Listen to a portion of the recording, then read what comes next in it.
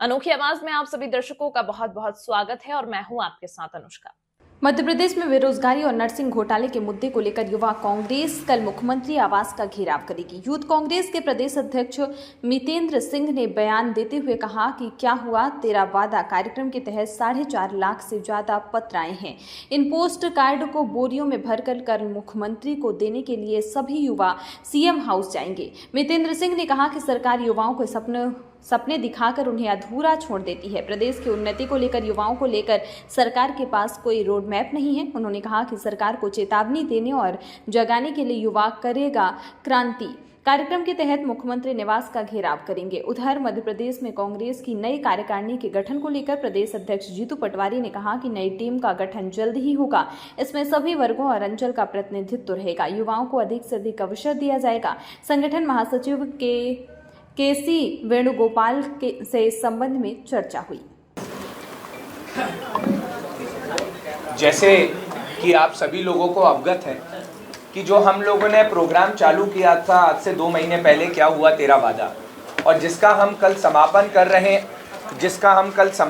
रहे हैं और वो समापन कल हम लोग रंग महल चौराहे से, और वो रंग महल चौराहे से आपने ये देखा है सामने, ये तो कुछ हमने सिर्फ आपके झलक के लिए रखा हुआ है।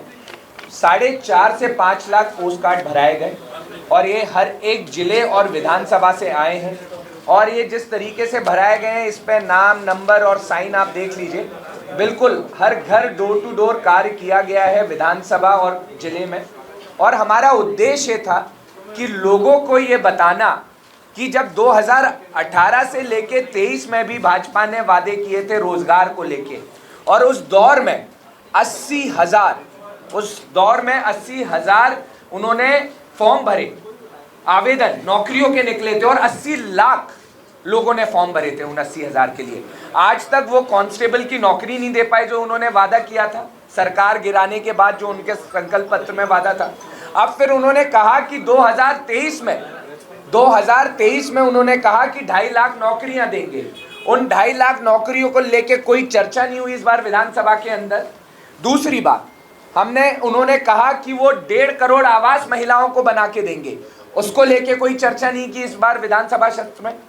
एमएसपी को लेके जो आप जानते हैं कि कितने किसान आज आत्महत्या कर रहे हैं, और उस आत्महत्या के जिम्मेदार कौन है, जो एमएसपी दर जो किसानों को नहीं दी जा रही है, जो उनका लागत जो बनता है वो भी मूल्य अगर उनको नहीं मिलेगा तो आज मध्य प्रदेश में किसान सबसे ज्यादा आत्महत्या कर रहा है। और चौथी बात, जिस तरीके से हमने कहा था नर्सिंग घोटाले को लेके कि आपने सीबीआई की जांच बैठाई, सीबीआई पे आपने उसमें दोषी पाया गया, पर बाकी के लोगों का क्या हुआ? आपने अपनी जांच में 2-3 लोगों को निकाल दिया, बर्खास्त कर दिया, ये बताने के लिए हमने जांच कर ली। नहीं, आपने उस जांच को आगे नहीं बढ़ाया, उस पर कार्रवाई नहीं की। इन मुद्दों को लेके कल हम लोग एक बक्से में भरकर, बोरियों में भर के पोस्ट कार्ड देने जाएंगे आदरणीय मुख्यमंत्री जी को। और हमारी उनसे अपील है कि आप निष्पक्ष तरीके से जो जो काम भाजपा ने युवाओं के लिए कहा, महिलाओं के लिए कहा और किसानों के लिए कहा, वो कार्य करना आप चालू करिए, क्योंकि जो आपकी कथनी और करनी है उसमें बहुत अंतर है।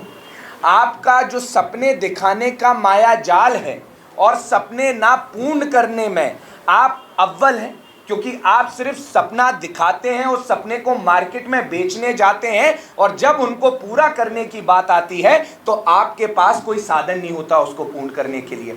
आपने 3,000 भी बोला था बहनों को देने के लिए, आप क्या कर रहे हैं? आप जनता का पैसा फ्री में बांट रहे हैं। हम ये कह भी रहे हैं ये फ्री बांटना बंद करो, क्योंकि ये फ्री के कारण आज क्या हो रहा है, कहीं ना कहीं हमारा देश के लड़के बेरोजगार हो रहे हैं। और बेरोजगारी में सबसे बड़ा हाथ अगर इस मध्य प्रदेश में पिछले 22 साल में है तो वो भाजपा सरकार का है। आप लोग पूछेंगे आप कैसे बोल सकते हो? मैं आपको कांस्टेबल का आंकड़ा देता हूं। 6.5 लाख कांस्टेबलों ने भर्ती दी थी, आज तक 2019 से उनकी भर्ती तय नहीं की गई।